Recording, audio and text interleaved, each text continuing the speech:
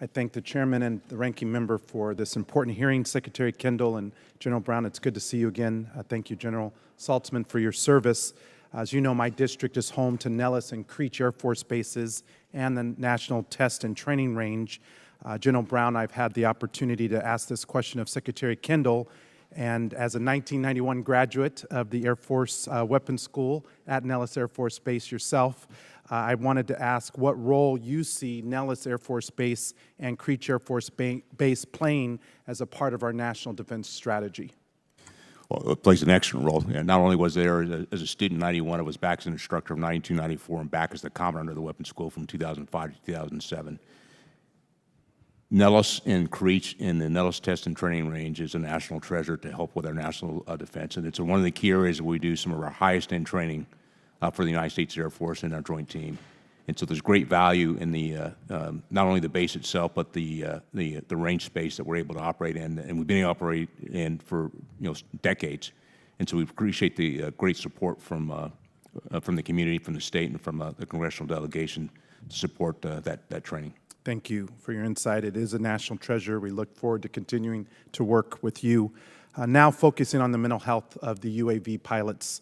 I was glad to see the FY24 Air Force budget made significant investments in our airmen. However, I continue to be concerned about the mental health of our remotely piloted aircraft crews and pilots. A military health system study from 2019 found that remotely piloted aircraft pilots have 32% higher risk of sleep disorders compared to those of all other Air Force occupations.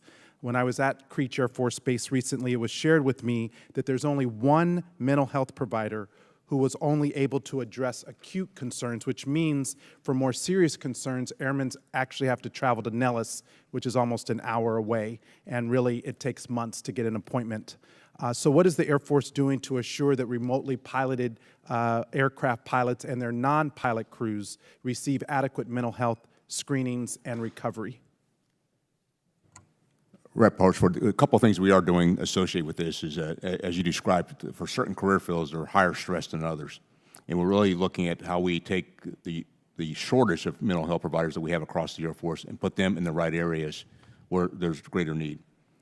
Creech is one of those, and as you highlighted, driving to Nellis is probably not the answer on some of these.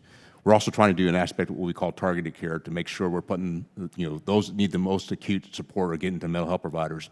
But we also look at the aspect of how we engage with their airmen on a regular basis to ensure their mental health, just like their physical health, from that aspect. And it requires bits of leadership for us to be able to do that as well. And this is where our leadership training and working with our leaders. But greater focus on the areas where we have higher stresses is where we're headed to support not only Creech, but other parts of our Air Force. Thank you. So just during my last district work period, I was at Nellis Air Force Base with the Chief of Staff looking at the need around our dorm shortage, which is about 575 bed deficit. Airmen are being released into off-base community housing after 11 months, short of the Air Force's requirement of 36-month time in service. And Creech Air Force Base does not even have on-base housing, making it so that service members stationed at Creech have to drive, again, almost an hour for housing at Nellis. So I know this issue is not unique to my district, but based on us being central to the operations of the Air Force and a national treasure, in your testimony, you state that the military housing is another important way that the Air Force has focused on retention in the FY24 budget. So can you tell the committee what the Air Force is specifically doing to address these critical housing needs? There's a couple of things we're doing. One of the areas that we tend to focus on our military housing is it's mostly on single-family homes.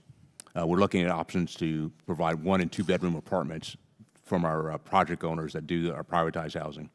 The other part is how we engage with our communities to highlight the housing need in some aspects. And when I was at Nellis most recently, back in January, had a chance to talk to the leadership there is, how do we identify apartment complexes that we can, in some cases lease, but we need to take a look at how we also build 1- and 2-bedroom apartments.